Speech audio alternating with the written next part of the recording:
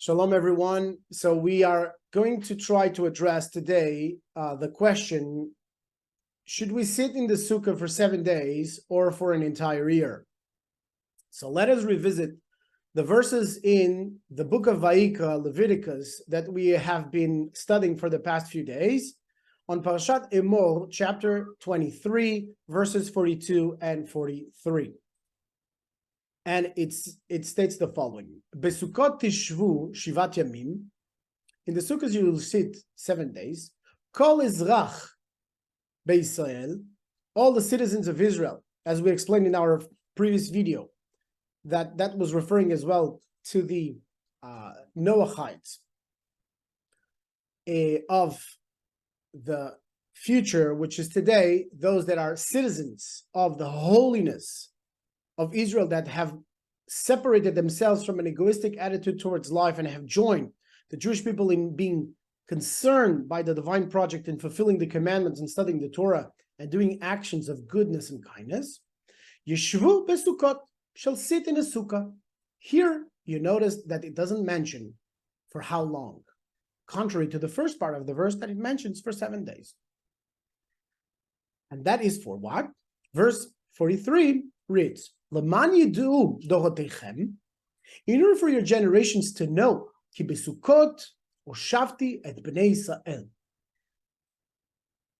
for your generations to know that I, HaShem, have set the children of Israel in Sukkot, in huts, b'otziti otam me'eretz Mitzrayim, when I brought them out of the land of Egypt. Ani Adonai Elokechem, I am the Lord your God. Now there's a number of questions, and I'm going to bring the English, so you can see it also on the text.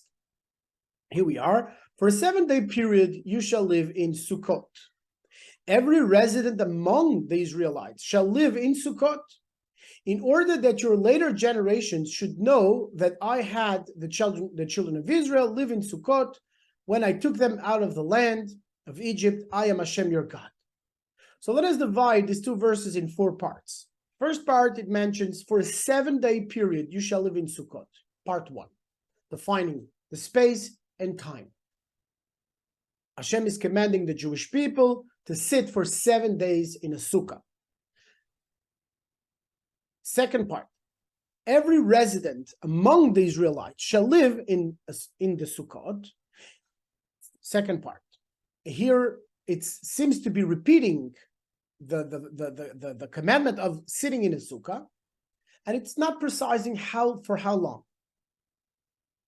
And then third part, it says, in order that your later generation should know that I had the children of Israel live in Sukkot when I took them out of the land of Egypt. Third part, what's the purpose seemingly of sitting in the sukkah? For our children to know that HaShem brought us out of Egypt. Fourth and the last part, I am HaShem your God. Ani Avai Elokeichem. So the question seems obvious, and there are a number of questions that we can ask on these 2 verses. First thing, why is the verse repeating itself? The first verse, 42, is saying, for a 7 period you shall live in Sukkot, and every resident shall live in Sukkot. We just said it. Why are we repeating it? Every word in the Torah is very precise. So it seems superfluous. First question. Second question, why is it precising in the first part of the verse 7-day period? And the second part is not precising the same period of time. Third question, how is that sitting in a sukkah an expression of the mighty, the outstretched arm and the mighty hand with which HaShem brought us out of Egypt? Shouldn't be a greater celebration to reenact the 10 plagues of Egypt in order to remind us that HaShem brought us out of Egypt that lasted for 1 year? We're talking about sitting us in a sukkah, in a hut, in a simple hut, like the one that I'm sitting in. Isn't that What's the greatest of sitting in the sukkah connected to the fact that Hashem brought us out of Egypt? And even more so, it brings us to a fourth question. The last part of the verse says, Ani Havai Elokecha Amayim Hashem your God. How is sitting in a sukkah a meritorious element of Hashem saying, now I'm the Lord your God? Mela, when we were on Mount Sinai and Hashem revealed himself on top of the mountain and we were able to see his words and his speech. When I say, when we were able to see the lights of his speech, and there was 2.4 million Jews together there, and the entire world was aware of the revelation, it echoed throughout the entire reality. It's understandable that Hashem says, and I'm the Lord your God. But here on Sukkah, saying you'll sit in a Sukkah for 7 days and I am Hashem your God? Because I'm sitting in a Sukkah, in a simple wooden structure with some branches of trees on top of it? Is that the point where Hashem should be saying, I'm Hashem your God?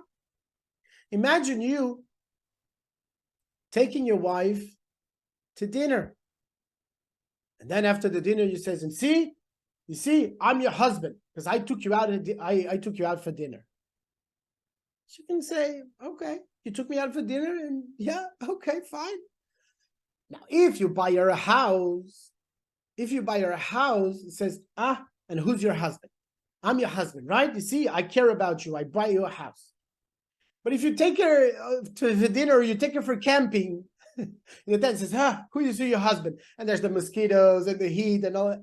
It doesn't seem very appropriate for the verse to be saying here, Anochi Havai Elokecha. So let us understand a little bit, at least on a first level, the questions that we are addressing here. And Bezat Hashem, in the coming videos, we will address this in greater depth.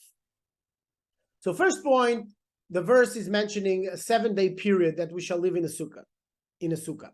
Okay, and the Bnei Noach asked me already, can we live in a sukkah for 7 days? The answer is yes, you can build a sukkah, not as a commandment, because it was not a commandment given to the Noahides. It was a commandment given to the Jews. So therefore, we have a reward in the Garden of Eden for the observance of building the sukkah. Noahides do not have a reward in the Garden of Eden for building the sukkah. They have the reward of celebrating it together with the Jewish people. And if they take the opportunity to study inside of the sukkah, that what we discussed in the last video, which is to bring that faith into knowledge. And of course, one of the best applications is to sit inside of the sukkah and already start learning the courses on the Noahide Academy. Not that, but of course, everyone can understand that sitting inside of the sukkah is to bring that faith into knowledge, to transform our lives, so divinity can be much more active in our daily life. Now, you can sit there for a day, you can sit there for 3 days, you are not bounded by time. And that's what brings us to the second part of the verse, when it says, every resident, and I have explained that already, shall live in a sukkah. So the commandment specifically is mentioning the Jews to sit 7 days in the sukkah. That's the historical aspect of us reminding us our children that how Hashem protected us with the clouds of glory while we were in the desert for 40 years. He protected us from the heat of the sun and from the bites of the snakes and the scorpions. For 40 years, he protected us with sukkahs. Sukkahs are alluding to the clouds of glory. And we need to sit 7 days to remind our children that we are Jews and Hashem brought us out of Egypt and he protected us with the clouds of glory. And he will protect us throughout the year with that faith in Hashem and making it into knowledge. He will continue to protect us. Now, second part of the verse, every resident among the Israelites, and I explained that every resident includes the Noahides that are already fulfilling the commandments of the Torah in the proper way. And then it says, shall live in a sukkah, and it's not delimiting in time. Shall live in a sukkah, shall live within the protection of the clouds of glory of Hashem throughout the entire year. If you sit and meditate, whether you're building a sukkah, you're not building a sukkah, if you're sitting in your house and you're still learning. And of course, if you do a sukkah, adarabba, you can eventually experiment this is on an eventual deeper way. And if you're invited by a Jew, and Bezat Hashem, at some point you'll be invited by me, Bezat Hashem, to sit in the sukkah and to celebrate. But this clouds of glory, the protection, the divine protection, will be with us all year round if we do this right. If we really show Hashem that we want to live in an active relationship with Him, we see each other. We talk to each other. We live things together. So the clouds of glory will protect us throughout the year.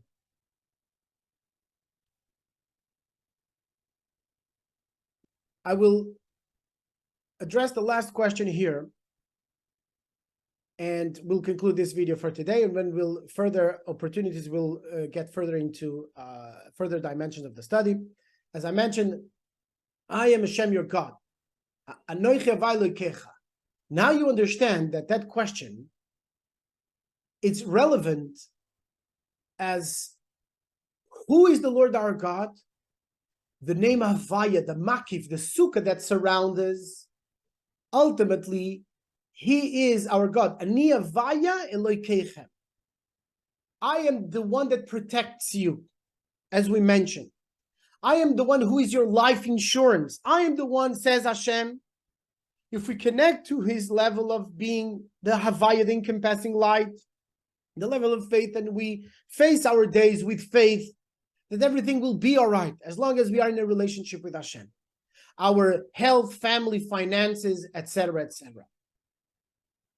He is the one that provides for the little details of our life.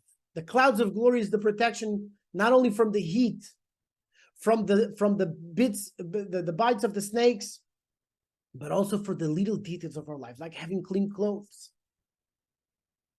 So we can understand that to meditate in the sitting in a sukkah, and we will discuss this even further, it's to bring about that divine protection, not only for 7 days, but for an entire year.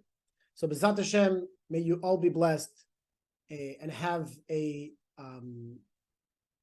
good moment of festivity if it's together with the Jews, if it's with your own families.